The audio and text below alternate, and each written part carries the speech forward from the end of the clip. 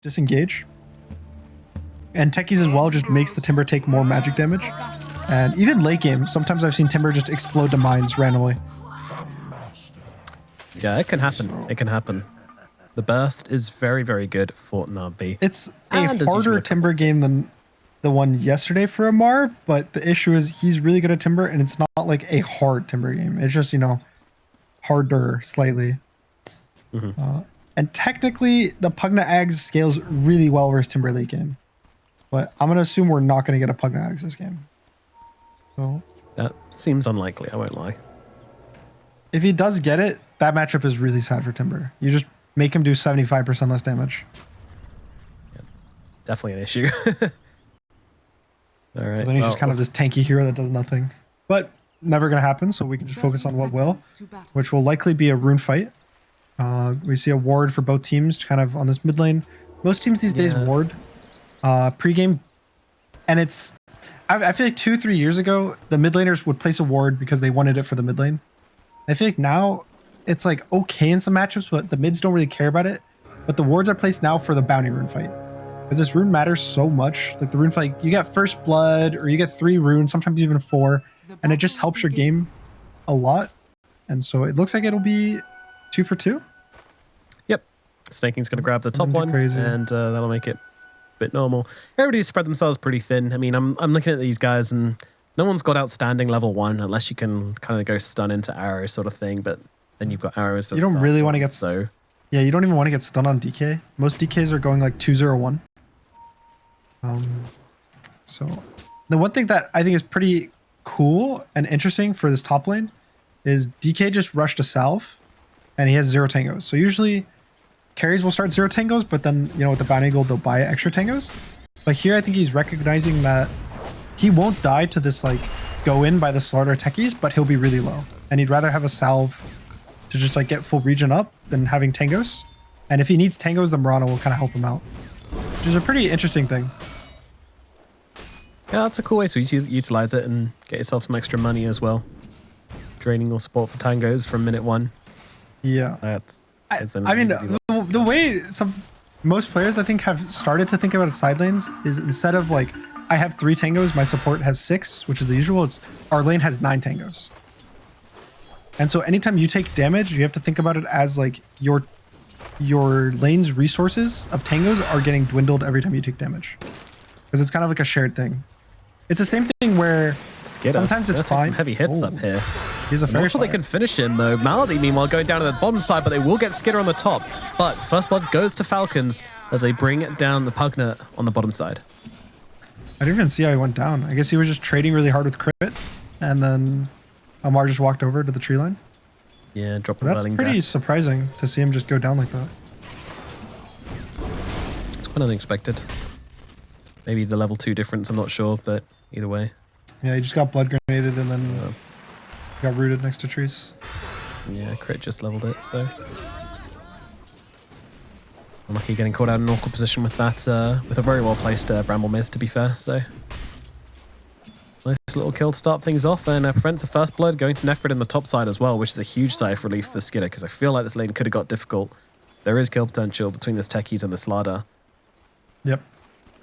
They're both really strong heroes right now. Like, Techies laning is one of the stronger lanes. I would say it's like Techies Hoodwink, both at this like level 2, level 3 timing, just have so much damage and like chip damage by just like right clicking and casting their Q. Mid lane, Sanctity getting jumped on by Maureen. Very, very aggressive move here. Yeah, he popped the take aim and Maureen just immediately jumped upon him to lay in a bit of hurt.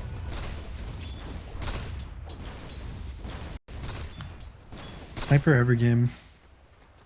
Sniper. This patch cannot come any sooner. I can't wait. I hope Sniper gets nerfed. Well, honestly, he doesn't even need to be nerfed. I think the thing is if there's a new patch, there's just more fun heroes to play than Sniper. Yeah. And so, who has a patch come out and goes, I'm going to play Sniper? Yeah. I don't think there's many people like, oh boy, Sniper. I can't wait. Like, this patch has been this patch for 6 months, and it took what, 5 months before people were like, oh, okay guys, I guess I'm gonna go try Sniper right now. Yeah, I guess we better play him. He does seem strong. I guess he's a good hero. Yeah, it is interesting how this all came about though. Like, Yeah, even the bristle. Aghanims. Oh, I'm just saying the whole meta has been shifting pretty rapidly the past like month. Yeah. Like Bristle came out of nowhere, Slaughter came out of nowhere, Sniper, like all these heroes have just been popularized in the last week and a half. Pretty much. Since I think Wallachia qualifiers was when we saw Sniper start to turn up, and Bristleback I think was just ESL Birmingham. It's maybe nice to even see. actually, maybe Wallachia, the main I event. think it was Wallachia at the end of it. He was like getting picked like very here and there. I know some offlaners have been picking him for like the last like 2.5 weeks, but it's a new development. And I think that is one of the cool things about Dota, that even when the patch is the same, the meta will constantly shift. Because as a hero is good, you start picking the counters to that hero, then you pick the counters to that, and you keep like going down the list. And it's like a circle. It's constantly revolving as to what's good and what's bad. And sometimes it takes a little for people to kind of remember what the counters to heroes were or what's good. So that's when you get, you know, a hero being too strong for too much time. Yeah, the meta shift is kind of like gradual, but then when it does take shit, like it's very, very fast for everybody to adapt and start doing it. You don't want to be the team which doesn't know this new thing or play this new hero or, you know, be able to answer the bristle or whatever. Then you have to be ready to adapt. And we see these lanes are just kind of breaking into farm fests. Bot lane is obviously Amar's going to be really far ahead. Not only is he a Timber with a pretty free lane, I would say he did get first blood, so he's going to pull far ahead. He went double bracer. So he's just going to be perfectly fine CSing. And this is one of the lanes that neither the Nakes or the Timber, I think, will pressure each other too hard. When the Timber at 6, he does have this like kind of kick out threat, but as of now, I think Yuragi will probably be fine to just keep farming under tower. And mid lane is, I don't know, we've seen the Zeus sniper a million times. They both just are going to hit creeps for 10 minutes. A lot of aggression onto Amar here, but just trying to get him out more than anything. Yagi denies the nether ward quite nicely. Radiant's courier has been killed. It's a lot of damage coming out from crit with the harassment. I mean, great base attack time on the Willow, which Melody's kind of struggling to answer. That's the thing, like when you go for a play in this bottom lane with these two heroes, the Lifesteal and the Pugna, like you need to go quick, you need to go fast, you need to get your harassment in the space of like the rage plus like a few seconds either side with the nether ward, and then you need to chill and try to survive through like the consistent damage of the Falcons heroes. An interesting lane to watch for sure. Yep. And then top lane is not going that good for Falcons. Skeeter's kind of having a rough one, especially after that one death, but it's not terrible, but it's one of those things that feels kind of bad when this was your response to Slaughter and the lane's going this bad. Yeah, it sort of feels like the idea just didn't really work. Especially when you pick DK, you're kind of hoping this hero is going to be a really stable lane that just goes solid, but I think his hero is, again, just not that big of a priority for his team this game. He has his sniper, or his Zeus and his Timber are the real carries, and he's a stun. You know, at the end of the day, he's literally just a blink stun for his team. So getting out of the lane at some point, getting a dagger will probably just be good enough for what his team needs. Yeah, we saw this yesterday as well. Let's get a DK. It's more or less a 3. Like he's chilling, he's jumping in, he's stunning. Like they haven't prioritized his lane, they won't prioritize his game, and he's happy to do that for his team. That's the thing. Mid lane is still just a farmathon. Maureen has taken a trip back to base just to refill that bottle for free. Shoved out the way with a few arc lightnings and run back to base. It's something you can do as Zeus. You can push the lane really deep and still get your CS as top lane. Going pretty aggressive here. Crit comes in through the portal, but doesn't really connect here onto Nefrid. Tries to land the naked arrow, but that won't be happening. Nefrid's able to dodge them out. Just calmly walks away from Falcons. Zayats, though, Maureen's nearby. Maybe they can get the kill onto the Zeus. I say they. Maybe Maureen can get a solo kill onto the Zeus, though. Tries to go for the lightning bolts. Not going to land. Beautiful movements with the blast off there from Zayats. Will keep him safe. And just, it's kind of, I think, hard for either team to make a move. The Techies doesn't really... His kills are on this Dragonite top, but if the Dragonite's not dying, then he doesn't have moves because there's nothing you can do to the Zeus mid. Like, he'll just jump away from anything. And the ball in this Timber Saw is chilling. Like, there's nothing you can do to this Timber. You're just going to let him farm, and pretty much just you have to get as much from as you can on the Lifesteal and the Pugna. I don't see a world where they're like, let's kill Timber or let's kick him out of the lane. It's kind of, you know, let him do his thing, you do yours. And as long as this tier 1 tower bot is held for a really long time, which is a win versus Timbersaw, then I think Radiant is fine. They're probably most likely going to be playing for the Slardar Blink is their big timing. No one else really does much. So the only move I can see them making is trying to kill the Zeus on this like 10-minute rune top. Like maybe he gets a suicide blast off on the Zeus and then he just dies to the sniper, but this will be a slow early game, I think. Neither team's really going to make any crazy moves. They're both just going to farm. And maybe the sieges, like the 10-minute siege, will be the first time they try to do something, but... Yeah, it's likely going to see some movements. I mean, Skidoo obviously wants to do something with that ulti. I don't know if that's going to be a movement to mid. Right now he's got to run away, though. The Zayats and Nefrit trying to close the gap, and Imaldi coming in as well. Not really looking like a very convincing fight here for Na'Vi. Still forcing Skidoo out, making him feel uncomfortable. Down the bottom side, that of course is being replicated by Amar. Knowing that there's now no support to help out Yuragi, he's going to just start to lay the pressure in onto the Lifestealer as he tries to CS under tower. Amar just denying everything, forcing the Rage TP out from Yuragi. But oh, he gets caught out! He gets caught out, and he's going to die. The Roots was there from Crit. Amar brings him down. Yeah, you can't use level 1 Rage TP if there's stuns. So... it's like impossible because it's a 3-second and it's impossible to rage and TP I think in the same frame. Are you able to do rage while TPing? I don't think so, right? I don't think so. I know you can spin. Yeah. But I think spin is slightly different. I don't know. But yeah, that's really bad. Anytime you die while TPing out, especially as a carry, you just lose so much gold. And like, It sucks. he's down 2,000 gold to the Amar Timber, and this was my worry for the Lifestealer pick, is that I don't think it actually really holds the lane versus Timbersaw that well. Because he just places spells on attention, right? Like you need your handheld, and yeah, I mean that one rotation up to the top side from Malady. Like sure he wants to take the tower on this Pugna, but yeah, it costs you your Lifestealer already. So the thing is not many heroes you could be like, you could ask for the please hold the lane versus Timbersaw. Specifically Amar, please hold the lane versus the Amar Timber. Like that's a tall order. And so what people usually do is they pick a carry that can go jungle really early. They'll pick like Luna. Because yeah, Luna's honestly, lane's pretty fine versus Timber. You have the magic damage, you have a stun to break chain, you're a ranged hero so you don't take too much damage. But most importantly, you can jungle.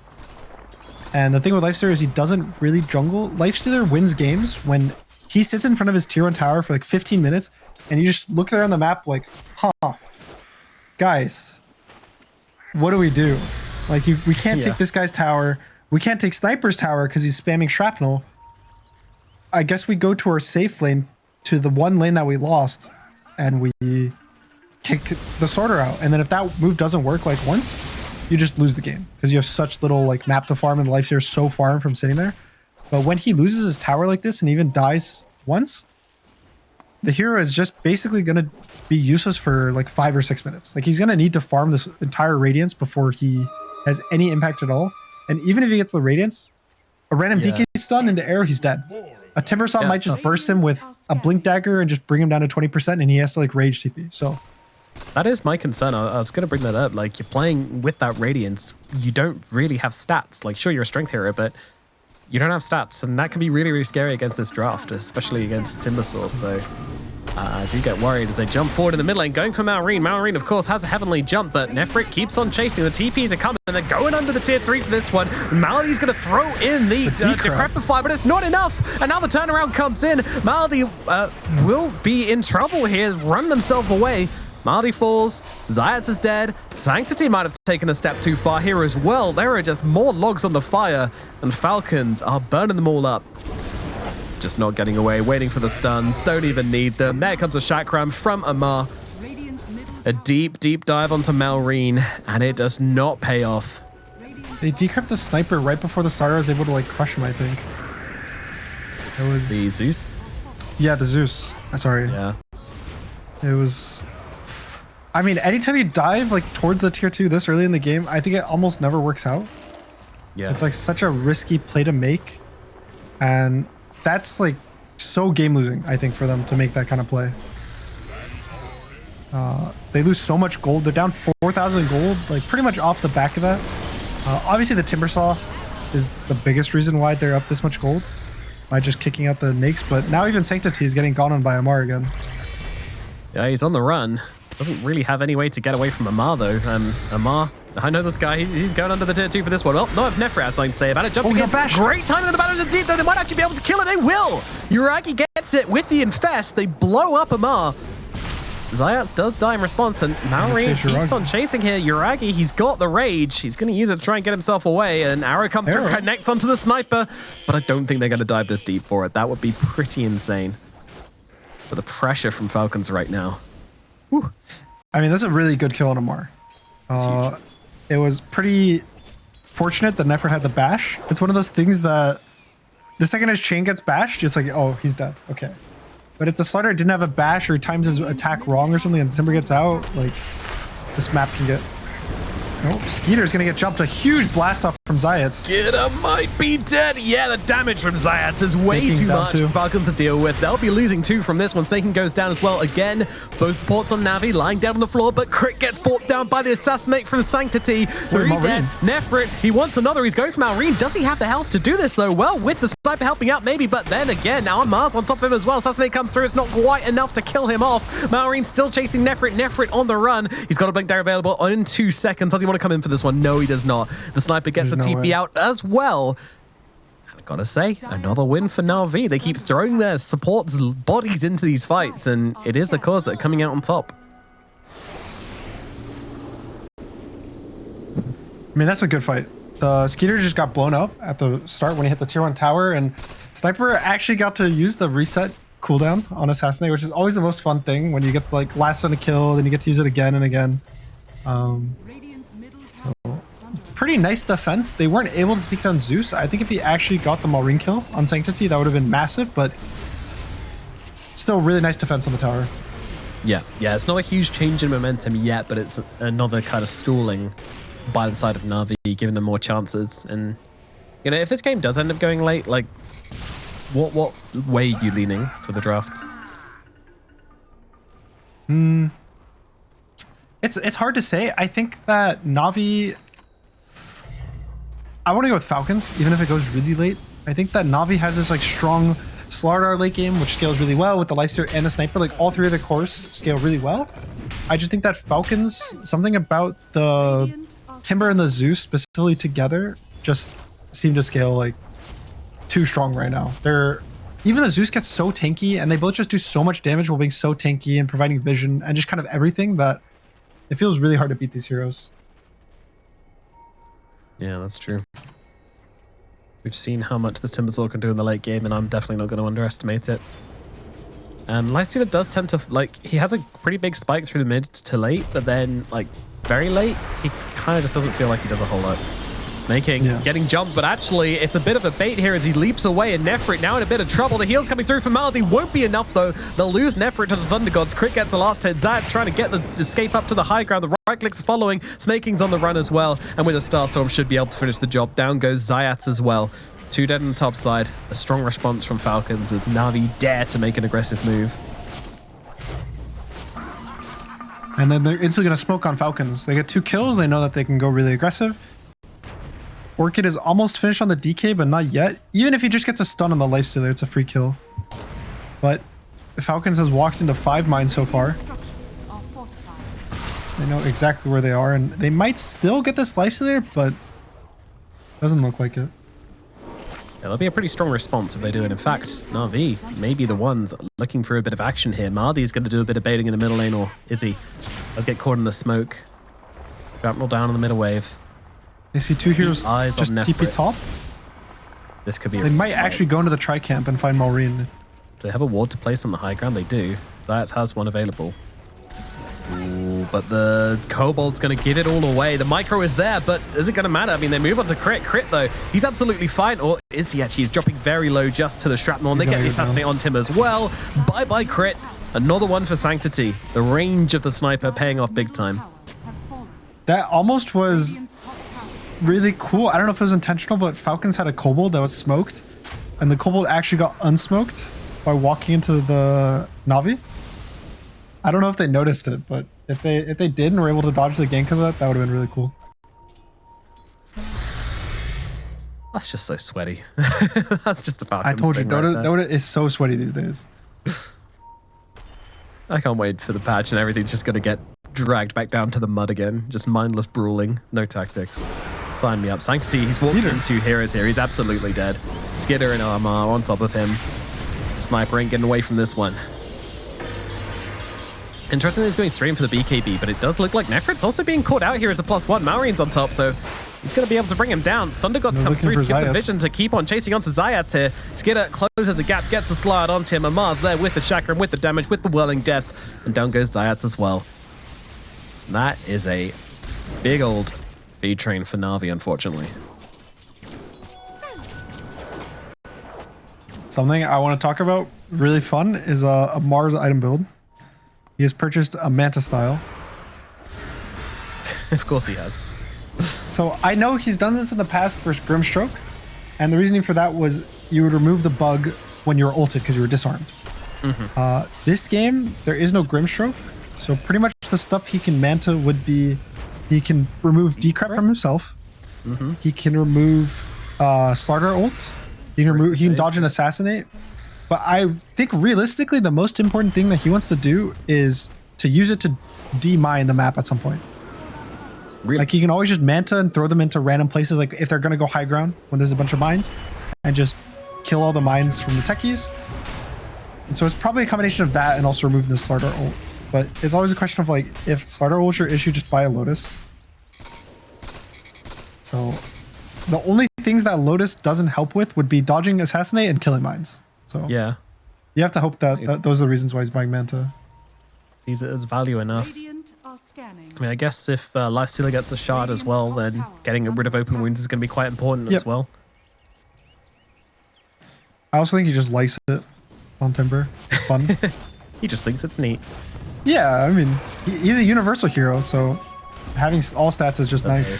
Yuragi being jumped again. Does he have the reactions? Not with an Orchid on him, he doesn't. Although a couple of spells will miss. Is it going to make a difference, though? It kind of will. Rage comes out. Yuragi actually looking for the turnaround here. The rest of the team's coming on through here. They've got the stun on to crit on the backlands. Crit going to try and throw down the Terrorize, but it's not going to happen. The damage is too much. Radiance cooks him up. And then they look over towards Skitter as well. Skitter under the cover of Moonlight Shadow. Not going to be able to escape. The Assassinate comes down onto him. No blink for you, sir. Zayat's doing a fantastic job on keeping this blink on cooldown. Nefrit trying to wait for the blink to get on top of him, and in comes the Infest, and out comes the Infest. The Sanctity blows him up regardless. Meanwhile, over on the other side, Amar's on the run. They did just catch a whiff of him there with the corrosive running out, but doesn't matter. Amar gets away, but still, nice response. And I'm sensing a theme this game. It feels like the team that goes aggressively almost always seems to lose the fight. Yeah, it's hard because there's so much like save from both teams to some extent. Like there's the Willow to kind of disengage on the fights, and then there's the Pugna for Na'Vi. But I think the biggest thing there was Yuragi had finished his Sange, which kind of messes up all the timings. Like the Orchid's a little shorter, the stuns from the Willow's a little shorter, so he's actually able to get his Rage off. And he's also going to go for BKB. I think he's going to go Sanji Joshua first and then a BKB next, but he will get to the point on Lifestealer where he won't die in a stun. And that's when this hero is really scary. Because either he's infested in Slardar, they get a jump into a burst, or they start on the Nakes, he gets Rage off, and they just turn the fight. Because Falcon's damage through Rage is really low. Timber's literally 0. Zeus will do like half damage through Rage, and so at that point it's kind of like, you know, if he gets Rage off and you're stuck in there committed because your DK used Blink, your Timber used Chain, the fights can start to get really committal for Falcons outside of the Zeus.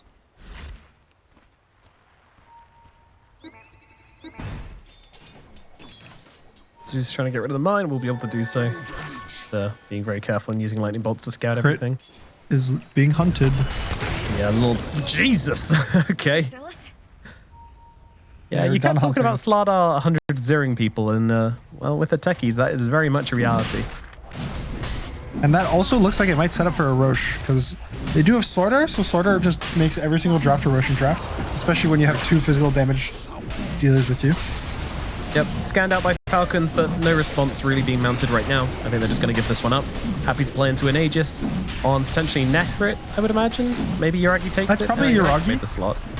and he's just gonna walk in first, hit towers. Sanctity, the issue with Sniper Aegis in a lot of games is if he gets jumped, it's usually in a position where he'll die twice. Yeah. Versus if your nakes, now your nakes can never get jumped. So you can hit towers, you can hit waves, and it gives you way more of the map than the sniper who, like, if you're putting your sniper in a position where he can get jumped, it's just a bad fight. I mean, I kind of want to see it on Nefrit because I feel like that kind of gives you more killing potential. I'm not sure I want to see... Like, they're not in a position where Lifestealer can just stand there and hit towers. And I don't think they will be in the next 5 minutes, but I don't know, am I wrong? Not necessarily. It's not about towers so much. I think it's big about pushing these side lanes and midden. Because they don't have the best lane shove. Like, Slardar does decent when he crushes it, and the sniper can shrapnel it, but it's a lot better when you have this Lifestealer just pushing out the mid lane aggressively. And I think it's better for them to be able to push the map out aggressively and farm with the Lifestealer Aegis than be able to take fights easier with the Slardar Aegis. I see. So it's not pushing over killing, it's farming over killing. Yeah. Gotcha. That is Dota right now. It's just farming. So Radiant's going to smoke up. They're going to connect to Lifestealer probably on the mid wave. Maybe try to kill the Zeus. Mar is fine, but Maureen might actually get caught by this smoke if Navi's really fast. Depends how deep they want to go and how quickly they want to do it. Yeah, Nefrit a little bit slow there. Guardian Sprint. I think they're a little scared because they don't have the Lifestealer near enough to the fight, so it's pretty much just this sniper Slardar for damage. Well, and I don't think they kill Amar. Well, let's find out. They go in, they've got the corrosive on him, and Arrow is not going to be doing anything because the BK is there. And, well, Amar, he's going to survive through it all. Timber chain away.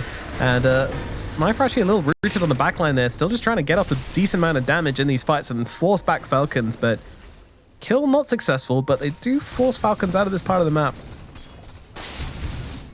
Yeah, not a terrible jump. You don't really commit much. You use the Slardar BKB, but that's kind of about it.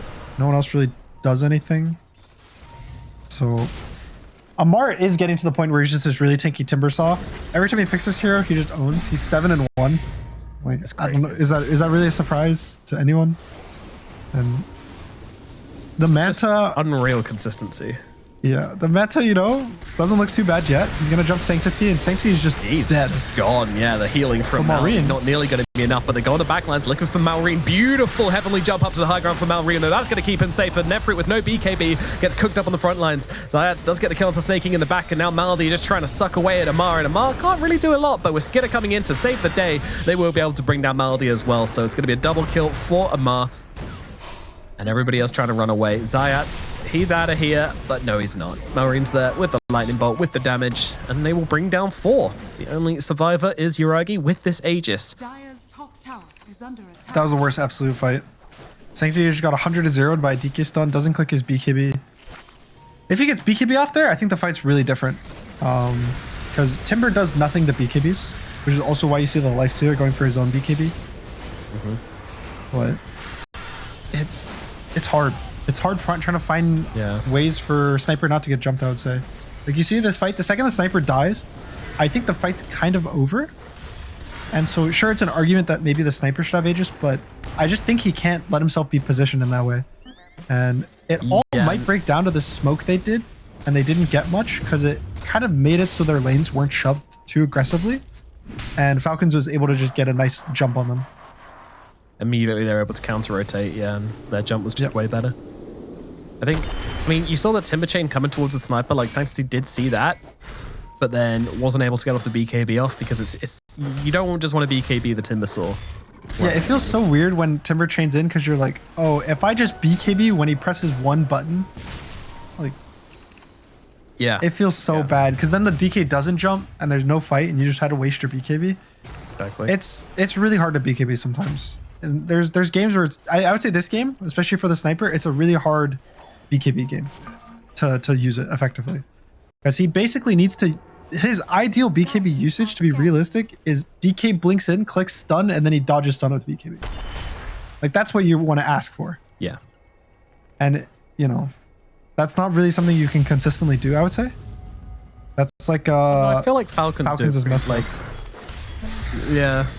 They tend to always like get the blink outs or get the instant BKBs. Like, The nice thing about blinking out though is like if you blink out of like a DK stun or something, it's like, and they weren't actually initiating, it's like, oh, it's a 15-second cooldown, and you can still fight. But if you waste your BKB on like a blink that you thought was going to happen or like a fake initiation, you just can't fight for 90 seconds. Yep. And the fix cooldown plus a second less duration on the next usage. It's tough. Yeah, the simplest fix is what they're doing right now is just starting on Falcons. Because if you are the ones who initiate on them, it's really easy to click your BKB. Because you got a guy stunned, you click your BKB just to guarantee he's killed, and then it's a 5v4. So we'll see if they actually are able to get a jump. Skeeter might get caught, but I think if he's just going to get this TP out, everything is fine. Yeah. They're running out of smoke time. This is going to end up being a very, very deep dive. Crit circles the exact location of where he thinks the starter is going to be. So red. A nice read by Falcons, and yeah, 11,000 gold for them. Feeling good. Very. Roche can start spawning in 2 minutes, so that's probably Falcons is going to want this Roche, and they can start poking high ground, at least with the DK illusions. DK, once he gets this like Manta Ags, even Octarine up and running, is one of the best heroes at actually dealing with the sniper defense, because you poke buildings slowly. Like you'll eventually take every building with this hero. Thankfully for them, they have that solution of sniper, so this game will not go 60 minutes, guys. I guarantee it. It will not go 60 minutes. Clip it. Get ready to keep that one. Play it out later. Don't worry, there's no way. I'm so sure. Okay. I've been scarred too many times, Gunner. There's Nefrit and Amar meet each other in the jungle. Nefrit probably not wanting a whole lot to do with this one. Amar just looking to chase him down here. Chakram's come out. Yuragi, though, he's getting on him as well. Yuragi not too scared of this You got the BKB right off Sanctity this time. in on Sanctity, but he's got the BKB. He gets it off this time, and now Skinner, he's going to be the one that dies. In jumps the techies, but he's just straight up dead. All right, no now the BKBs now for BKBs are Radiant. running out. It's looking pretty scary. They have to back themselves away. They'll take the Skidder kill, and they'll back themselves out. I mean, he got his BKB off. You see he gets his BKB off. Dragonite, as he blinks in, is stunned, like exactly what was supposed to happen, and Dragonite goes down.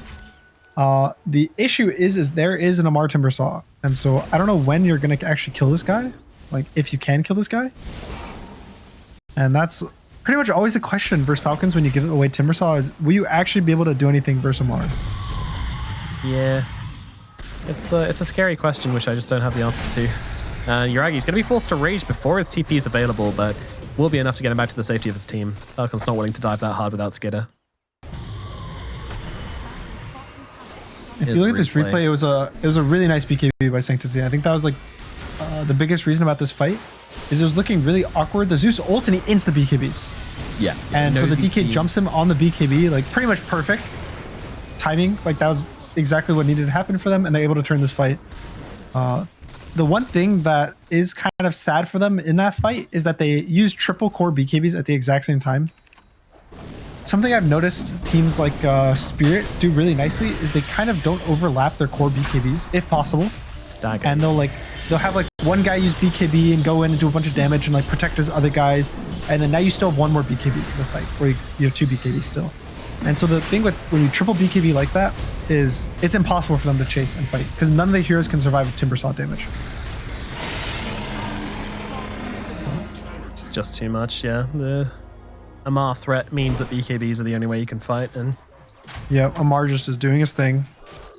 Now it's going to be a Dragonite Aegis, so it's going to be also Roshan's Banner. I still feel like this Roshan's Banner is so... I really like watching Falcons to see what they do with the banner, because it usually just feels so kind of mediocre. They just put it mid lane instantly to push out the mid lane. So fair enough. My favorite is when I see people just put it on a cliff, or like when they're smoking, they just use it as a random ward. Yeah, like a long range like ward. Yeah. You know the item's bad when that's the considered the best usage of it. Yeah. It is nice for this mid lane to just kind of push it in. It makes it so Zeus has, like, he can use Mantas in side lanes and they can have multiple lanes in, but it doesn't feel like that impactful. I think it's definitely one of the items that, like, I'd prefer to have a cheese than it's just not very fun. Like, it's no like, oh, yeah, geez, it doesn't even feel that interactive. interactive. Just chilling. Like, it's not really worth risking your life to go and kill it either, so. Yeah. Is it worth risking your life to go and kill Malady? Pugna Absolutely. is dead. He's gone. Dire's top tower. Bye-bye Malady, and bye-bye bottom tier 2 tower as well. But over at the same time, Yuragi, he's already on the case of getting a bit of counter push coming in on the top side. Interesting that Na'Vi chose to use the glyph on this tier 2 bot. Radiant's bottom Because that's actually not their first tier 2 that falls. So that's their tier 3 glyph. No glyph for 5 minutes for them. It's being chased around as well now, trying to go for the blast off down to the low ground. Has to dodge the arrow, will be successful in doing so, and gets himself away, but does give up the area and gives up the wards to defend it as well. Top tower also not falling. Nefrit and Yuragi backed themselves away. They didn't want to get caught out trying to push this tower a bit too hard. is under attack.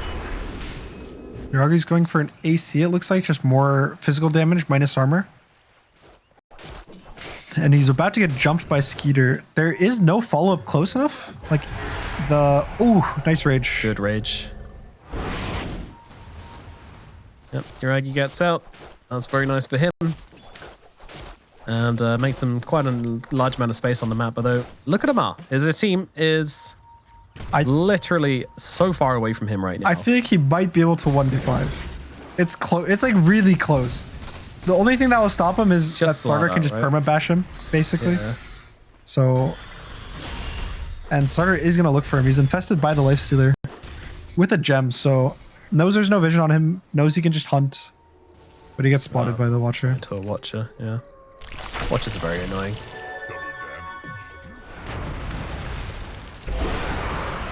Skeeter has finished Ags. I think that Falcons can kind of look at poking high ground. They don't have to force it like too hard, and they want to keep farming the whole map, but anytime that, you know, they show top with heroes on Na'Vi, they can just poke this tier 3 down, and it slowly will die to these illusions. Pugna bot is going to get caught by the Zeus Hag. We just watched this one, but we'll watch it again. Yeah, it's just too much gold now on Falcons. 14k. It's been this way for a while, and slowly getting more and more. All their heroes scaling so well into this late game. Thanks to how What much does Na'Vi need? They really just need a clean jump with the Starter Nakes on a important core, like specifically Maureen or Dark Willow. I would say if they get a jump on one of those two and just burst them at the start of the fight, and then are able to kite using only, I would say only the Starter has to be KB because Lifesteal gets to rage. They can take the fight. It's just Maureen is Zeus. You never get to see this hero. He's always so far away, and it's like never a clean jump really on him, so I don't really see this opening.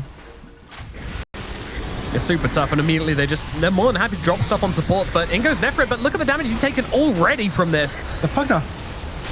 Pugna? He almost died to the Zeus. Oh, the Nimbus. Yep. Very scary. He's got the shard. I'm just trying to use that nether ward effectively, but it's just not working out. So Starter BKB was forced. That's the only real cool. The only cooldowns for Na'Vi this game is the BKBs. Like no hero has a literal cooldown on their team besides BKBs, which is pretty funny. Even Falcons, I guess, doesn't have that many cooldowns either. It's just like the Dragonite form and Zeusel, I guess. But I feel like neither of those. Dragonite form's so short. Yeah, it's what, 40-second downtime. So it's not something that you ever feel bad. In the past, it used to be the thing where you were like, guys, no DK form for a minute, you know, or forever. Like we just go back, but now it's whatever. This guy's ult is cooldown. You just wait for 10 seconds, and you run back in, and by the time you find the fight, he has Dragonite again. Yeah, it's a 40-second cooldown at the moment. And when he gets an Octarine, if he chooses to get it. He's going BKB though, which I kind of like. Ooh, they might find him here. Oh, Nefrit's TPing away. They back themselves up. Down to the bottom side. They kind of overthought this play. Feel like they could have caught someone on the bottom side of the map instead, but it's not going to be the case. I mean, it could have been really bad because the supports were there actually for Falcons. Yeah, so even if they catch the DK, he might not go down. He's really tanky, especially if he has a Manta to like remove the amplified damage. Corrosive haze. Yeah. And if he's got the Elder Dragon form on as well, like that bonus magic resistance is going to be really, really huge.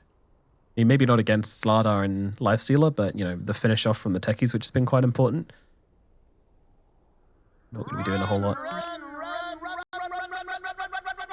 Still just kind of chilling. 10-1 on the Timbersaw. He's got Blink Dagger, he's got Shivers, he's got Octarine, he's got Manta, he's got Eternal Shroud. Everything a little Timber want. Throw on a Kaya. What is the reason for the pause? Is it packets? Packets on floor again. This is a Falcons pause. Felt like someone was watching them. Went to check around the door, see if anyone's peeking through the door hole. Maureen had to go check the door. By my whiskers, that's good stuff. Door checked. Secured. Everything's good. Locked. Yep. Bolted. No one's getting in. No one's certainly getting out. What is the window for Na'Vi? It's still just finding a good angle in the fight. I think Willow and Zeus are the two. If you ever kill both of them, it's really big. And they're standing on top of each other. Zayat sees brought down once again. Amar looking for another one. It's going to be the... Well, actually, maybe not the Pugner. They turn it around. They try to bring down Amar, but they just don't have the damage. Look at the damage coming out from Amar instead. Sanctity able to just stand still and hit for the entire fight, but he's just not really getting anybody low enough to threaten. Still BKB available on the sniper. He will now use it as Chakram comes towards him. The supports are low, but not low enough. But now Sanctity, he just wants to TP out of this one. He is going to be able to make it out. And with Yuragi inside of him, he gets his carry out of dodge as well. Nefrit meme on the sidelines. Oh, he gets ulted. He went to try and finish off crit here, but he's not going to be able to do so. And now Nimbus comes down onto him as well. Nefrit on the run, gets called out. Amar's on top of him. Whirling Death takes him down. And that is going to be That was a really cool Zeus hole. I don't know if that was like planned or intentional, but that was clutch. He literally did it knowing that his Willow might get jumped by Slardar. Really nicely played. And a fight. That was like the post-pause fight. You know, casually there's a pause, then there's an instant fight from Falcons. I think it kind of caught Na'Vi off guard. They weren't ready for that. The supports instantly die. Pugna even uses buyback, which I think is a little strange. Raggy. It feels kind of like a waste, but he's got the rage. No BKB though, and Amar, he's looking for this right now. Stun, it's gonna connect, but the force stuff up to the high ground is gonna keep the Lifestealer okay. But big chase there from Amar and Skidder, really looking to try and kill off this Lifestealer. It was a long chase. I mean, they just don't have any chill. Come on, Falcons. You have 20 minutes to end the game before I'm wrong. You wouldn't want to embarrass Gunnar, would you? I don't want to be wrong. It's fine. It's fine. They'll end the game. Or Na'Vi will end the game. Hope. You never know. You never know. Amar sees the Radiance and the AC. So that wasn't a clean engagement from Falcons. They didn't really get on the targets they needed to, so no. I'm a little bit worried that it still didn't really go very well for Na'Vi. Yeah, it's also, I think the thing is Falcons, if neither team gets good jumps, Falcons is winning the fight. Because the Dragonite gets to walk around everywhere, cause chaos, Timbersaw is unkillable, and Zeus, if he's not getting gone on, that means he gets to do everything. Whereas for Na'Vi, I feel like if they get gone on, like if they don't get on the right targets, it's just so bad for them that I think it's more important for Na'Vi to get a clean jump than Falcons is, I guess, the way to put it. I agree. And how do you feel about the Satanic on the sniper? I think the Satanic sniper is just good every time we see it. The hero, I believe the headshot damage is calculated in Satanic healing because it's basically considered physical damage and not like a bonus damage or anything. So when you get the Satanic, if you have your take aim on, you heal a lot every single hit. You just have so much built-in damage with headshot. So I really like Satanic. It makes you tanky and he can actually survive a fight for a few seconds. Nefrit is searching, but he's going very, very far forward for this one. And now they need to find the Willow or Zeus. Yeah, they really want to secure Maureen's this 0 Roshan mana. area. Ooh, scan doesn't quite land. Okay, they use the second blood. Oh no. Will land. And now they're coming. Zayat is going to just instantly die. Buyback from him. Sanctity though, he needs to get out the pin. He's caught by an arrow. Oh, Sanctity, this is not ideal. Nefrit comes in, trying to help him out. The heals are coming in from Maldi as well, but it's just not going to be enough. They'll cut them both down. Beautiful Timber Chain through from Amar to get them both, and now looking in for more. Zazi to get himself away. He's just brought back. Doesn't want to go down here. Rage from Uragi. TP as well. Amar immediately onto the next target. Just blows up Zayat. So much damage going out from this Timber Saw. Nefrit with the BKB TP. He is gone.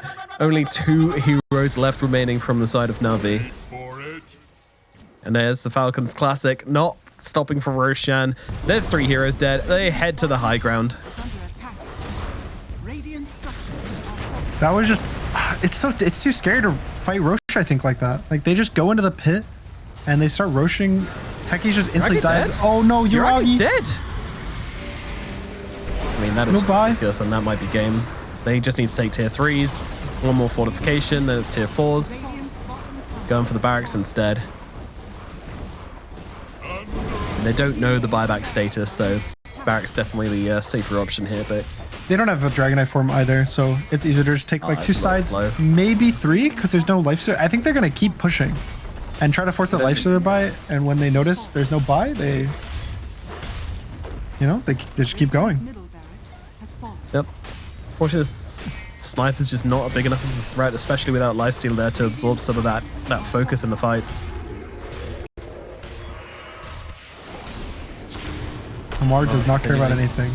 Alright, snaking. Okay, a jump in the back lines from the Slardar, but now he's very much in their faces without a BKB, so he is going to go down. Buyback available. Just trying to use his life there to delay for the lifestealer. That's what he has to do. Maldi as well with that shard just sucking away on the nether ward on the high ground. A little tricky.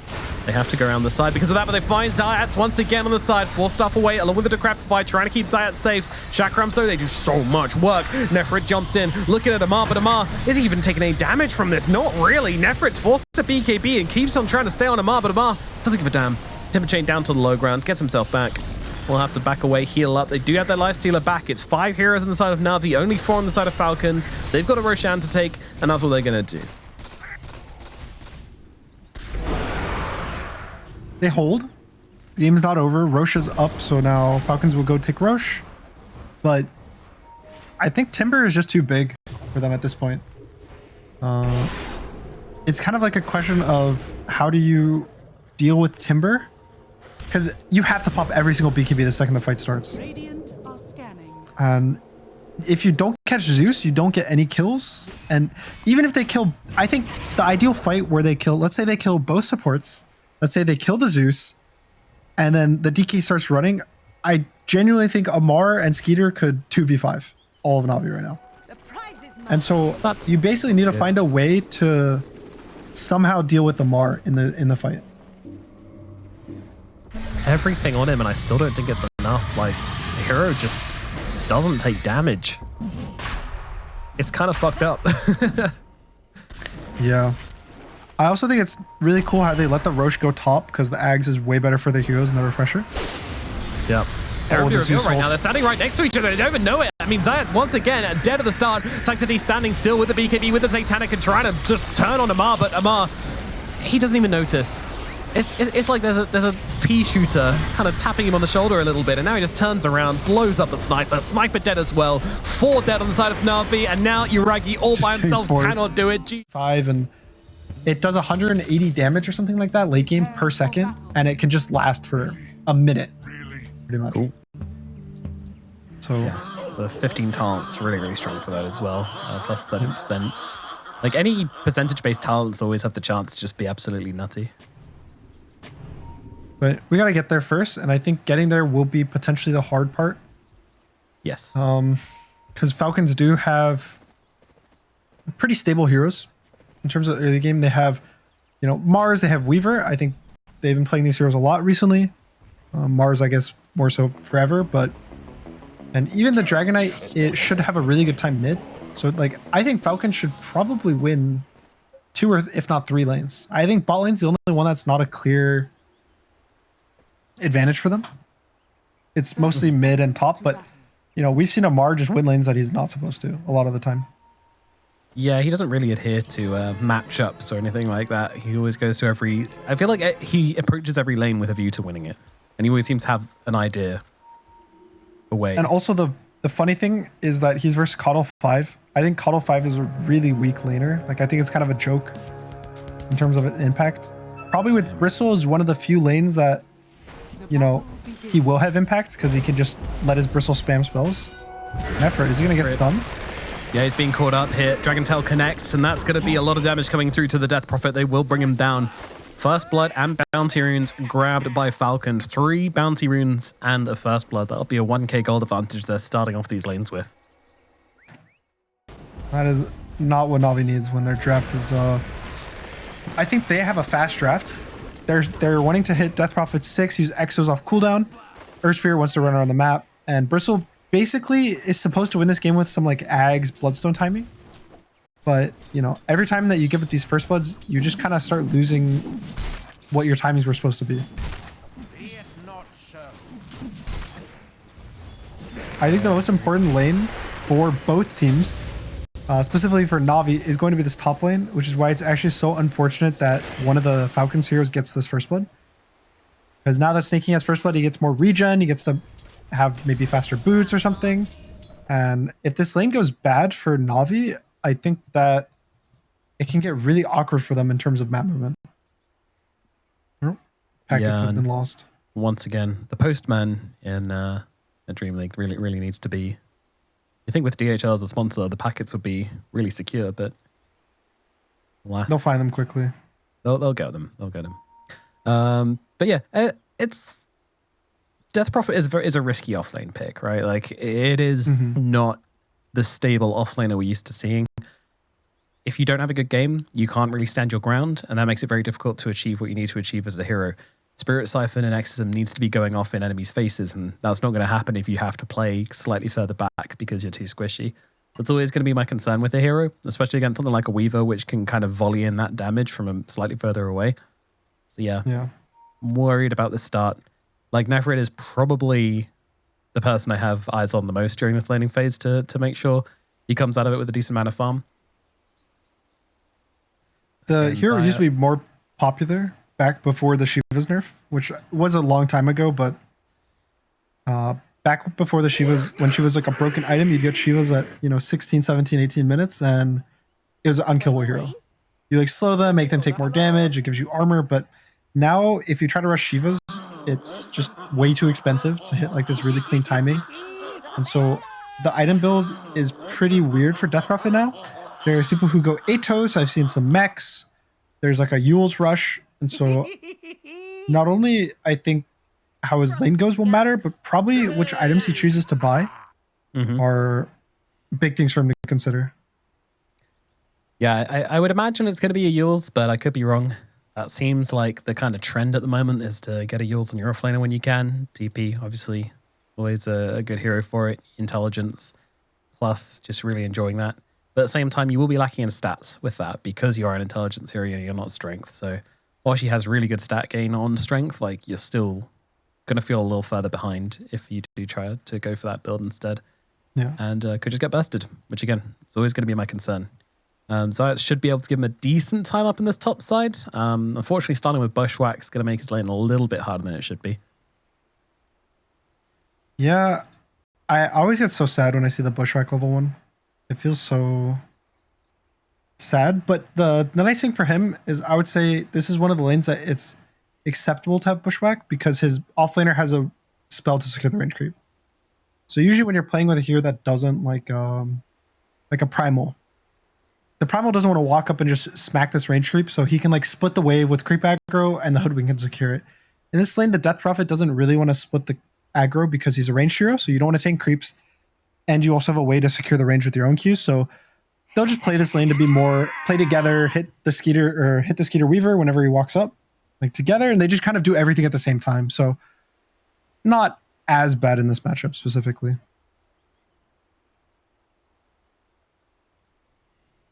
And then, yeah, bot lane is the one I'm also worried for Na'Vi for. I think it should be chill, but I think if there was an offlane duo to abuse a Coddle 5, it would be a Mar and Crit. And yeah, that's for sure. Very aggressive players and a lot of kill potential as well. I mean, usually we see the side lanes on Falcons be pretty stable, like until other people start to move. You know, if Malady thinks Yeah. he can roam up top and just land a cheeky Illuminate from the tree lines, I do worry about Yuragi. They have very good kill potential on him with the spear, because that's going to turn him around, of course, and give you the opportunity to catch him with Bristlebite down. So always got to keep an eye on that one. Maldy, you know, made that mistake last game of moving with the Pugner, and that was the kind of beginning of the end for the Lifestealer. So hopefully they learn from game 1 and bring those teachings into game 2 so that Yuragi can kind of stabilize his game. Mar does And, not seem pleased with the pause. He's doing a bit of art, expressing himself. What do you think the message he's trying to say with his artwork is?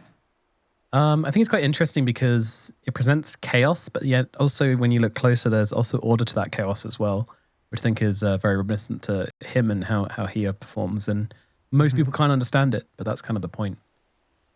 Yeah, it's like once you look close, you can kind of start to understand it, but never at the same level as him, right? Never. And by the time you understand it, you know, there's already another squiggle drawn, which you have to figure out. Oh, these packages really got lost. Yeah.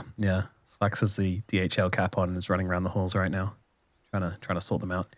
I guess we haven't talked about I have faith. no clue how to fix. Other teams in the hotel too. I don't know if admin can check if it's just us. Marion and Sanctity. This mid lane matchup should be pretty chill for the DK. I mean, I'd say it's like 55, 45, maybe 60, 40, depending on how well Marlene plays these first like few waves. Earth Spirit is one of the better heroes, I'd say, versus ranged heroes to secure like a hard lane, like versus Lina. You're pretty good, but versus Marlene, when you're a melee hero, melee heroes have the innate stout shield passive, which is, I'm sure most people know about it, but it's not really said anywhere in the game. So I'll just explain it, that it's like a 50% chance to block, like 16 damage? yeah. I think. And so every melee hero has that. And so when your ranged hero is tanking a creep wave, you take significantly more damage than a melee hero taking the creep wave. And so what Earth Spirit does really nicely is, since the ranged heroes can't take the creep wave, when you creep aggro and you split it, the melee creeps go on the ranged, and then he just gets to secure it with Boulder Smash. But because Dragonite is a really tanky melee hero, like not only just a normal tanky hero, but he has passive, he's tanky, he gets to just tank the creeps, and now his range creep will never really be low, and he gets to constantly be up in Earth Spirit's face and like last and deny. And as you can see, he's already getting like a slight advantage. He's 3-2. And so the lane will keep getting, I'd say, harder and harder until Earth Spirit's 5, and then at that point the lane is over because you one-shot range. You want short range creeps, yeah, which is crazy. Oh no, not the denies. Ooh, yeah, you guys down. Yeah, a lot of thing that, like one of those weird spells which just arbitrarily does more damage to creeps is Boulder Smash, 1.4 times damage to creeps, which means it's extremely easy to secure range creeps when you do get them low and when you get to level 5 especially. And this is really smart from Maureen here. He actually pulls it across early to stop Sanctity being able to get it with the Boulder Smash because it was still on cooldown. But Sanctity gets the rolling boulder to secure the range creep regardless. So That was a really funny wave. Sanctity is going to try to do the pull where you kind of aggro this creep wave to the side, but Maureen is able to connect the wave fast enough, so yeah, he just pulls it all the way around. it'll just be pretty hard for Earth Spirit. Again, once he gets 3, it gets easier, and then 5 is specifically when it's like a really easy lane. Yeah. But getting there will definitely, there'll be some bumps in the road for Sanctity. Well, he just needs to stay alive, which easier said than done against Maureen. He's a killer. Always finds a way to catch somebody off guard as snaking.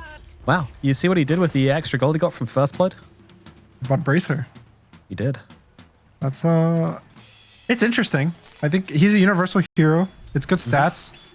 I think Falcons and AUI teams have always been the like small item stats teams. Like a lot of them buy Windlace.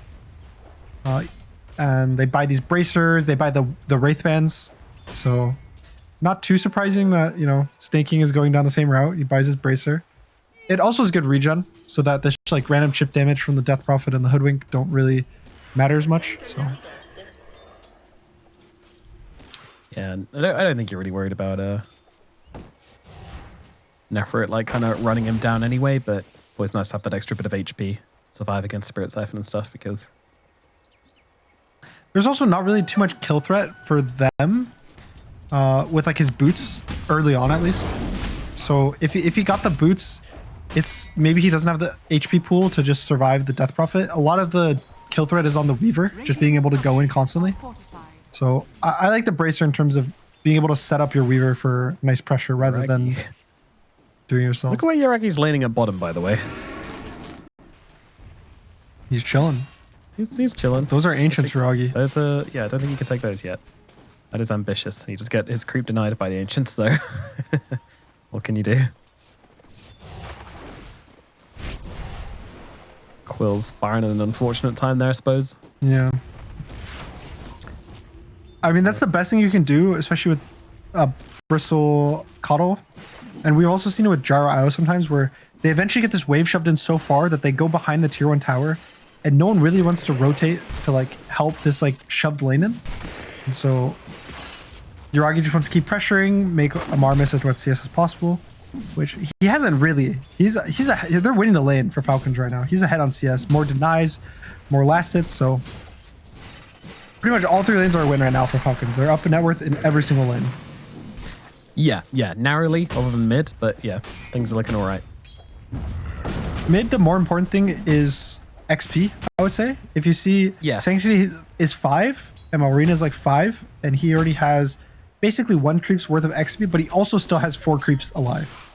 So he's basically like 5 or 6 creeps of XP ahead of Earth Spirit, which matters a lot in the matchups that are like a tower pressure matchup, because that means that he'll hit 6 and Sanctity will be healthy at level 5, and he won't really be able to like return a fight onto this Dragonite level 6. Sanctity looking for the bounty rune, but won't be finding it. Crit did run across and steal it over earlier on, which kind of sucks, because his Spirit kind of needs the mana to be able to survive through this lane. I think that there will be a move by Falcons mid relatively soon. I think they can just abuse this Dragonite level 6. You can see the Dark Will's already TPing, gonna try to set up with a stun. Yep. Abuse the fact that he had no bounty rune to refill his bottle from. And if you get him, you get him. If you don't get him, you get the power rune off him, which is still gonna And you also just hit the tower.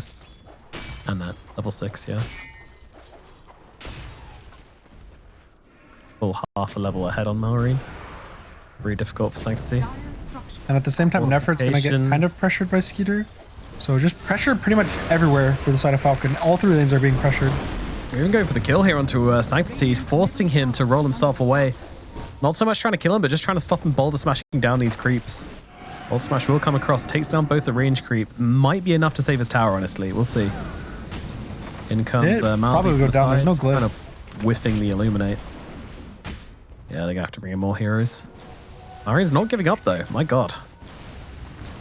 No mana on have to Sanctity. use Illuminate plus Boulder Smash, which he doesn't have mana for right now. So again, just more hits from the catapult, taking him down. They'll give him the mana to try and kill off the catapult, but the tower is gone. Maldi does get the deny. Not bad, but at the same time, losing a tower at 6 minutes, never going to feel good. Bonus gold for Radiant. You know, tier 1s give you gold when you deny them. Neat. Oh. So Actually didn't know pretty that. bad. For Na'Vi, they lose their tower, but it's kind of Dragonite. You feel bad when you lose your tower this hero. Obviously, you ideally want to defend it, but it's also just a strength of the hero. The comparison between, I would say, Dragonite and Death Prophet is if they lost the safe lane tower on Falcons to Death Prophet, it's like, oh, okay, that kind of sucks, but whatever. Death Prophet is not going to have much more impact than doing that. Whereas Dragonite, you're like, oh, not only does he take my mid tower, but he scales really well, and he's gonna have a blink stun, and he's gonna like farm fast. So yeah, Dragonite's one of the few. Yeah, he's one of the few tower pushers that also has other jobs to do in the game, which is really nice for him. Yeah, he thrives off the map space that he creates from himself, which is why we see so much of this hero. So we see him. He pops Dragon form again. He might even look to try to take bot tower, kick the Bristle back out, because like Earth Spirit's not really that strong to counter this bot pressure. I think if he gets arenaed by Amar, he just will die. And so Malrine basically gets the choice of farming off the map as fast as possible and also pressuring towers when he wants. Skidder just super obnoxiously moving into Yuragi here, taking his creeps off him as he tries to stack and farm this little side camps here. forcing Yuragi deeper into the jungle, further away from that creep wave. Sanctity is getting nothing. Every rune is being taken from him. All the bounties, the pyro runes are spawning on the other side.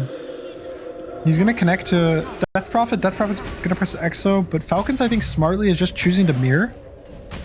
As of now, it looks like Skeeter might actually go to defend it. I don't know if this is the right choice. Now, Crit's going to be here as well, but Snaking should just be dead already. With the Exorcism snipping them through, it's going to do a lot. Sanctity nearby, throws down the Magnetize, getting Skitter sort of low here, and, well, maybe threatening the time-lapse, although they've already lost Nefrit from this, which means Exorcism is gone. Double damage on Malrine, going to help out with that one, and with your Death Prophet dead, there is no longer a chance of pushing this any longer. All right, that was a good defense. Defenses are always like a very fine art, where if you like TP like that and either they start getting kills back to back and you chain feed or they just all walk away, it can feel really awkward. But especially now with gates, it's much easier to just get back to your lane for like Amar. He can just go gate back to bot after he TP's top and nothing really lost. And the sweet spots, they got 2 kills to defend the tower. So they're really happy. And the Death Prophet uses Exo. So like everything about that ends up really good for Falcons. And you know, nothing really to complain about for them. Yep, still got that income coming in. I mean, not a huge lead or anything like that right now, and haven't really started with the big kills. And actually, talking about big kills, Sanctity rolling on down onto Amar here. They've got the Heavenly Bind upon him as well. Yuragi starting to stack up the damage. Can they finish the job, though? I mean, without Magnetize, it might be tricky, but they do get him. The Quills catch him out. Amar goes down. And Na'Vi made the first successful rotation off the game. Nice kill. Amar was having a really, really good game before that. He was really free, and now Yuragi's caught up in net worth, going to be slightly ahead as well. And Marine. I mean, for Na'Vi, yeah, Marine's just going with the haste. I think Na'Vi, they have Vessel finished on Earth Spirit soon. He's having a pretty rough game. Soon-ish, yeah. Soon-ish. Like, usually you're aiming for a Vessel around this time. I think the biggest noticeable things that are different when he doesn't is he bought boots. Most Earth Spirits have been skipping boots to just get Vessel even faster. Which he would like have Vessel, I think, right now, or he would basically have it if he didn't have boots. And so their timings are a little slower than normal, but thankfully for him, he has a Coddle, which just amplifies his damage by so much, giving him mana for more kicks, more rolls, and also just the Solar Bind.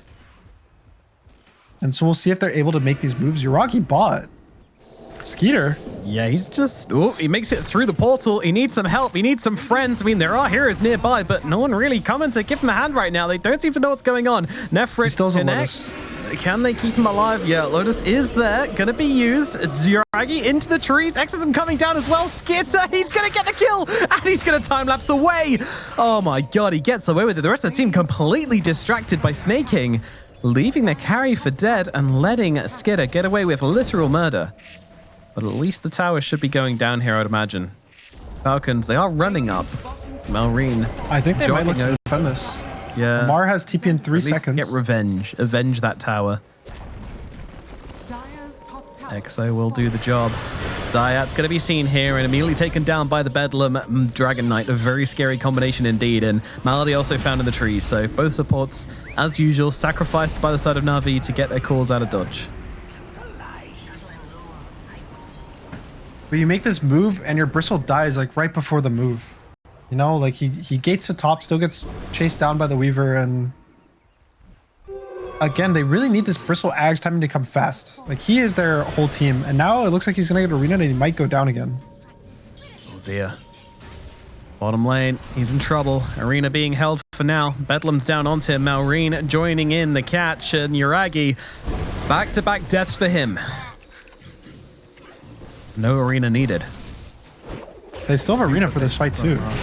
Yeah, they're moving in on this, but I mean, they've just got the Spirit Vessel on Sanctity, so they're feeling confident, but I'm not sure they should be as Arena comes down along with the Spear. Sanctity needs some help, but he's not going to be able to get the Rolling Boulder. Snaking's in with the Flaming Lasso, and they kill off Sanctity. Can they get any revenge? Nefrit trying to close the gap. Nice. Beautiful Bushwhack catching onto both supports. Snaking needs to fall here and won't do so. So many heals coming out from him. He's going to live another jump back in. Nefrit is gone in the blink of an eye, and Skinner jumping in, looking for more. Bye-bye Zayats. Malady also getting taken out here. The right click's coming on through, though. A big heal coming out from that Illuminate, but Skinner, he's not giving up right now. Crit is coming with him as well. A few more clicks will be needed, but Are they going to really kill him under the tier 3? No way he gets away with that. Skitter just playing on a nice edge there with the time lapses. It's honestly beautiful. Sanctity tries to get a return kill, Sanctity. but he's just going to end up dying as well. He's got a rolling boulder. Maybe he can get away. No, blocked and dead. Oh, Deary me. that's a bad sign. Your mid TP's in to be like, guys, I'm gonna trade my life for the 4, and then he ends up going down 2. Okay. Na'Vi needs to like a mental reset, I think at this point. They've just taken like what, 3 fights in a row now that have all just gone terribly for them. Yes. And you can't just keep saying like, guys, we have to keep fighting them, we have to keep going. At some point you have to take a step back. All the games that go really long are because the team that's losing avoids the fights and doesn't really give away all these kills over and over consistently. They're basically one hero gets picked off every like 3, 4, 5 minutes, but now there's 12 kills for Falcons in 14 minutes, and you know, I don't think they need to stop. Anytime they see a hero from Na'Vi, at this point they're so far ahead that they can just run at you.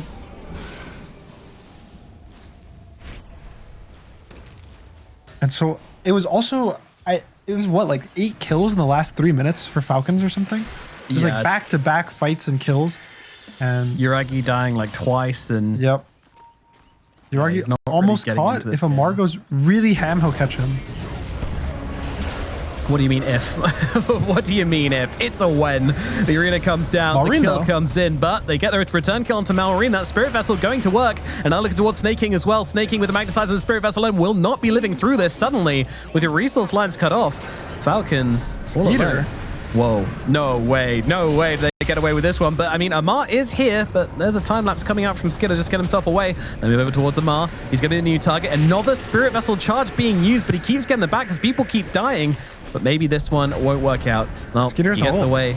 And now Skitter, he's got no time lapse. He's got a Sakuchi to work with, but they don't have the lockdown. Or do they? Oh, they were so close to that rolling boulder landing. And now actually, Sanctity might be the one in some trouble. Beautiful spear coming in Weaver? from Amar on the side to catch him now. No. He's gone. And the Weaver gets away on 80 HP. Oh, they're just being played with at this point, Na'Vi. Zayat's going to lose his life. Or maybe not actually, as Bristle takes the high ground to force them back. But Falcons, I mean, even when they're going aggressively, they still know to step back when that Bristle is there with that Aghanims. Let him waste his Ags and then just go straight back in again. They're going to keep on running at Yuragi. Yuragi does get himself back, and it seems like that'll put an end to this. But another fight which was going well for Na'Vi, honestly, but they just pushed it too far. I mean, you really want to kill this Weaver. Like, you feel so bad letting him do everything and feeling untouchable, but he is. Earth Spirit has no points in silence, and he also ran out of stones just trying to chase the Weaver. He just hits his level 10, so he gets the rolling boulder distance, but I actually think not having a point in silence might have been a mistake versus the Weaver. But it's also really hard to like complain about. It's all his job to stun the Weaver, catch, do damage, and silence him. Just because his team doesn't really have the stuns, right? Like, Death Prophet already has a silence, so do you really need even more? Yeah. Almost feel like it gets on Zayats to try and get that catch, which is a lot to ask for. It's not easy. Yeah, that's also just not fair. No. To tell your hoodwink guy, bro, you have to start the fight with a bushwhack on a Weaver. Yep. Oh, here we go. He's Bushwhack the Weaver, but unfortunately, he's all by himself and dying to Malrine up in the top side. Yeah, extremely hard hero to catch. You know, yeah, Bushwhack's AoE, but you really need a point-and-click stun to deal with this guy. Yuragi does have his Ags finished. He's going for a shard. I think the shard's more value when you have Coddle, because you get to press it a lot more often. And that does mean his Bloodstone will be pretty delayed. Usually it's like an Ags into an instant Bloodstone, but yeah, he, at the very least, I know it's small, but Vampire Fangs do make a difference on this hero. it does. It's one of the few heroes that the Voodoo Mask and the Vampire Fangs neutral, yeah. Yeah. Amar? He's just dead. Okay. Sanctity does do damage. Well, the whole team behind him certainly helps out, but yeah, you got to respect it. Amar can't be walking in like that. They do have damage on Na'Vi. For like solo heroes around the map, they have Bristle, which does a bunch of damage no matter what, and Coddle. Core is support. Solar Bind is the exact same spell. True. Like, you just make them take 35% more magic damage. Fallen. So if Falcons do this, like, get split too much and just get picked off, like, they're able to die on their heroes. It's hard. Like, Weaver is never really going to go down. I think Dragon Knight is also never really going to go down because I don't think they're going to put themselves in positions where it's easy for them to die. It's pretty much on Amar to, it's like mess up. But even then, it takes 5 heroes. Is Naking gonna live this? Oh, Sanctity is upon him. No, he is not. He will go down. There's gonna be another refresh on the Spirit Vessel. Arcane Rune also bottled from the Earth Spirit. This could actually be bad. Yeah, they're backing out on the side of Falcons. I honestly think that was a communication just between Batrider being like, I'm not making as much space as you might have hoped. And this guy's got an Arcane in his bottle. Hasn't popped it on me. He's going for Midas on Earth Spirit, which I do like. It is one of those guys we got to delay the game. That kind of ends up being all the games that are early game stomps. Is your goal is usually to delay the game unless you have some really crazy team fight like an Invoker Void. But in this game, I would say Navi's team fight's nothing special outside of like an Earth Spirit 1v5ing a team fight. But for the most part, it's pretty much on them to just delay the game and get as many items as possible. Bottom lane, Nefrit being caught out a little bit here. Cursed Crown with the Dragon Tail mini just cannot move, cannot get off these Spirit Siphons, and will be dropping down. Did go for that Shiva's Rush, by the way, on Nefrit. Doesn't feel like it makes him tanky enough, though. No, not yet. It's like such an expensive item to just not tank out. I do really like how Amar is even with his whole team bot. He's kind of being really aggressive. Sharpshooter, that was a painful miss, but Illuminate still does the job. Arena, not great here, only really catching on to Malady, so they will bring down the Horsey, but Sanctity and Zion on the run. Oh, Sanctity taking that haste rune. Zion was so close to grab you. Oh, Flame Break actually gets him down to the low ground. Thank you very much, but that doesn't matter. Marine's on top of him regardless. Uh-oh. And Sanctity is going to be dead as well. Hung around way too long there, waiting to see what happened to his Hoodwink. Kind of sadistic. He like took the haste rune out from under the Hoodwink's nose, which he could have used to get away, and then just stood and watched him die. Psychopath behavior. A lot of drawings from Nefrit. I don't really know what they want to do on the map. It's getting to the point of no return, I would say, for Na'Vi. They need Roche. They need to like sneak a Roche, I think, somehow. Smoke the Death Prophet and the Bristleback to a Roche, use all the buttons on it, and maybe with an Aegis on Bristle, he's able to tank enough spells that his second life he feels really strong. It's just a big ask, because you have to basically expect Falcons to not notice your Roshing and not contest your Roche.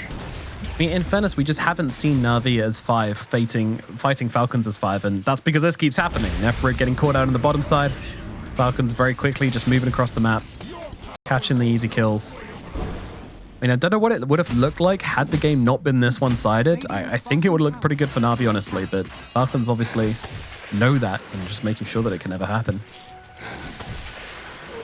Yeah, there's not really ever going to be a team fight. Falcon has just so many catch heroes. All 5 of their heroes have the ability to catch. Honestly, Batrider is technically the worst of their heroes at catching right now because he didn't go for a Blink Dagger. He just went Greaves. And I think that's him noticing like he doesn't even need to catch. If he gets a random lasso like casually, it's really fun and good for him. But Mars Blink Dagger, Dragon Knight Blink Dagger, the Weaver has a Gleipnir, the Dark Willow has Aether Lens for a bunch of roots. So he doesn't really have to do anything. Yeah. Besides just make his team tankier and easier to team fight. And the cool thing right now is Amar is actually rushing a Silver Edge. He's not going for his BKB. So they have the break option now for the Bristle. So he'll start the fight with a Blink, Arena, and Spear. And then after the Bristle is able to turn around, he's just going to break him with a Silver Edge. Yeah, it's Amar is the anti-Bristle hero right now. He's got the anti-Bristle build. Everything is anti-Bristle. He does not like Bristleback. I mean, it's a great way to respond to a hero that's very popular in the meta right now, you know? There's a reason this hero is being picked up so much. It's because it's very strong, so there's no sense going half-assed about countering it. Just to be clear, if you Silver Edge and then God's Rebuke, it does not give you an AoE break, sadly, but it does give you the bonus damage. If you do it during the Fate time, right? Though. Yeah, yeah. No, I think if you break it as well, you can God's Rebuke from Invis and I don't know. Might how be that thinking of works, another actually. spell. Maybe Slight. Anyway, It Mars might about to run up the high ground right here. Drops down Nice the arena. arena. Catches out Yuragi, but immediately silenced up. So no spear follow-up. And he's just going to die. A little bit ambitious there as, once again, the Earth Spirit comes riding in and just immediately going to get lassoed up and killed off by the side of Falcons. So it is just a straight-up trade right now, but Skidder on the run here. Greaves going to come out from snaking just to keep him nice and healthy. Nice and manned up. Once again, Maureen looking for a blinking and a stun, but not really going to find it. Yuragi going to feel quite free in this fight as the anti-Bristol hero is lying dead in the triangle, but let's see. Do Falcons really care? I think the answer's probably no. Not really. It might They be their feel target. Very strong. The Exorcism's ending, so there's not really much damage outside of Bristleback. Yeah. Flamebreak kind of messes up the fear, actually. But Yeah, that's Skeeter feels really honestly strong. pretty good. Yuragi's starting to get some real stacks added up, but once again, he dies at last. Going for a kill into Nefrit doesn't pay off. The Aegis does get triggered, and Skidder doesn't get away with it this time, but will they punish on the second life? That is a question. Skidder moves to the sidelines. They know exactly where he's got the silence out onto him, but they need some damage. They need a little bit more lockdown as well. Malreen's jumping in to try and mess with them, as well as Crit, throwing down the brambles, throwing down the Curse Crown. The time lapse is there from Skidder. He lives for the time being, and a beautiful Nice pushback pushback. coming out from the Zayat's Hoodwink, but it's not going to be enough. They're still dealing the damage. They're still bringing out Sanctity again. He's out for the count. Nefrit coming in from the sidelines, jumping in with the Spirit Siphon onto the DK. DK actually cancels out the TP, wants to stand his ground, but they've already lost Crit to Malady on the back. Now, they'll turn towards Yuragi. Yuragi is gone, and now Nefrit finds himself all alone. He's going to be in some trouble. They're chasing, they're hunting. Another day, another arena. Jumps it, throws the spear up into the high ground to Malady, which does allow Death Prophet to keep on fighting and actually bring down Amar.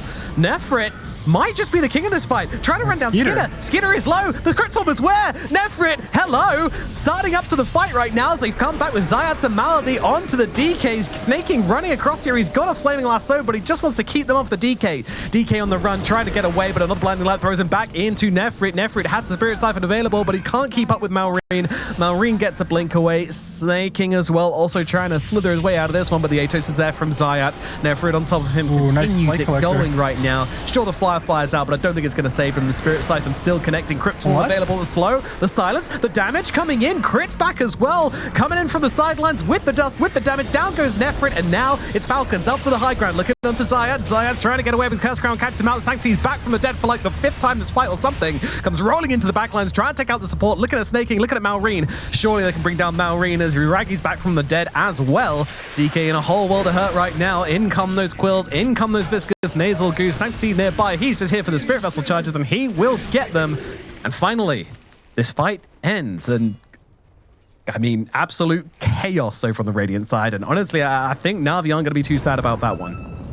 Yeah, I think overall this is a win for Na'Vi. I think they overchased twice, and then Falcons kind of overchased once. And so ends up being pretty good for them. The biggest loss is Yuragi dying kind of casually in the fight. He pretty much just got broken by the Mars and then just 100-0. But yeah, I mean, all the Falcons heroes going down, all the cores going down at some point in the fight. So a lot of XP going back to Na'Vi, and I think a lot of their heroes are pretty XP based. Like Death Prophet level 18, Earth Spirit more stones, Hoodwink scales really well. Like all of their heroes really need this XP. They don't really have any hero that is kind of useless. So a fight like that matters a lot for their team. And yeah, Na'Vi played it well, like each hero using all of their spells kind of correctly. Like there wasn't a whole lot of missed abilities and whatnot. It was mostly just down to them also being able to respawn, get into the engagement, like losing a couple of lives to take down these Falcons here is absolutely worthwhile. But the fight is taking place, but nice BKB from Nefrit. Gonna dodge out the stun. The Dragon Tail from Malreen. Sanctity still looking to get engaged with this one. He's got that amplified damage rune and wants to drop his spells onto Malreen. If they can take down this DK, it's gonna make the fight so much easier. But the lasso's out once again onto Sanctity. He's gonna need some help right now, and I don't think he's gonna find it. They don't have any heals, they don't have any saves. They will lose their spirit. But look at Nefrit still just standing on the front lines against Malreen. Doesn't really care. They're trying to go with a big terrorize, and they are going to find it with the arena coming down to Yuragi. They reveal that fluffy belly, but he turns around with the Bloodstone, but it's not going to do enough. Yuragi does go down. 3 heroes now dead on the side of Na'Vi, and Nefrit unable to TP out. Gleipnir catches him out, and he's dead. 4 gone for Na'Vi. This time, it doesn't quite go their way. Close, honestly. Closer than I was expecting this fight. I think it was a lot of how Falcons was in and out, especially with the Dragon Knight.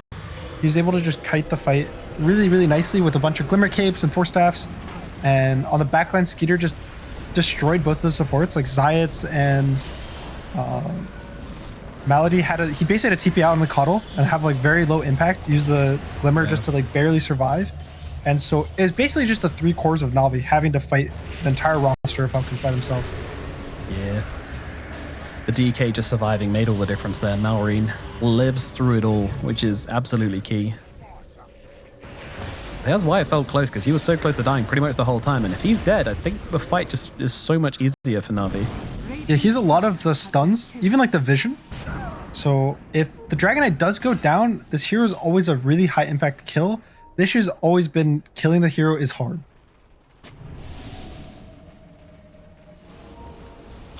So now Falcons sitting very comfortably in the lead, 14,000 gold.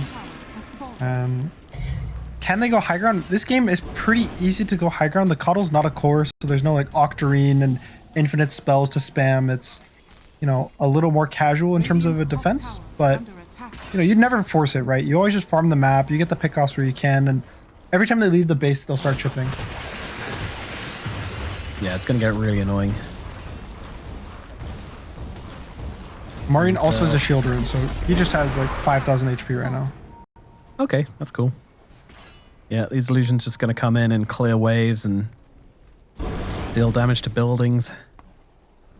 Absolutely crazy what these DK illusions can do. What's more busted, a DK Ags illusion or a Zeus Shard illusion? DK Ags, I think. The DK Ags is really good because it flies, so you can walk it up cliffs and or just like through tree lines to get vision, and it slows. That's true. So it's not just useful for shutting out waves. They try to go here onto the Weaver. I mean, it's a big kill they're going for, but they've got him locked down. Skitter not able to respond to that one. No time lapse for you, sir. No BKB, no time lapse, no problems. As crit goes down as well, gets the terrorize off before he dies, but that's not going to do a whole lot. I mean, it's crazy that now you're able to get out on the map and get that done. Like, so far behind, but jump out, find the Skitter kill, might get themselves a tier 1 tower. I mean, it's kind of shrug, but still might be impactful for Roshan or something in the future. They do have to come home though. There is going to be Malrine. It was a really nice bushwhack. He caught him like during the pike. So he basically made him waste pike. It was on cooldown. Maybe if there's a pike, he can get onto the low ground and barely live, but... And Falcons just needs to one because not even if he did use a time lapse there, he wasn't going anywhere helpful. It was either going further into the enemy team or exactly in place. So. Yeah, he would just stand still. But big kill. Every kill they get at this point for Na'Vi is going to be massive. And I'm trying to think of their big timings. I'd say Earth Spirit, BKB, and Bristle Yules are their 2 big timings. Besides that, there's nothing really special. Maybe the Gleipnir on Hoodwink is going to kind of help fights, but I think specifically this Earth Spirit BKB will help him actually get spells off in the fights. Right now, he's really struggling with surviving his initial roll because he just gets an instant DK stun, or there's a bunch of Willow roots everywhere. He gets lassoed. And so once he gets the BKB, he's a really tanky hero and he'll get his spells off and be comfortable. Yeah. Do you kind of feel that Kaya and Sanj might have been a little bit greedy? Perhaps BKB more important? It's hard to say. It's like you want both, and the Kaya Sanj in the fights where if the Kaya Sanj helped him survive the fights, it's the correct choice. So it's kind of like a hindsight. Oh my god. They find him, Mar. They found him. Mar's got the BKB though, and Sanctity does not. Misses but the spear. goes completely whiffed. And Zayats, well, he's going to accept his fate. At least we'll be able to break Snaking for absolutely no damage. As Yuragi and Nefrit, hang on, they're still here. They have not left. Yule's out. Death probably going to have to BKB this one. And looking to go aggressive, but I don't think it's happening. They need to get themselves out before that BKB runs out, and run out it will. Glimmer. Yeah, very good Glimmer. Disconnects the Dragon Tail, which would have stunned up Nefrit in the last few seconds with BKB.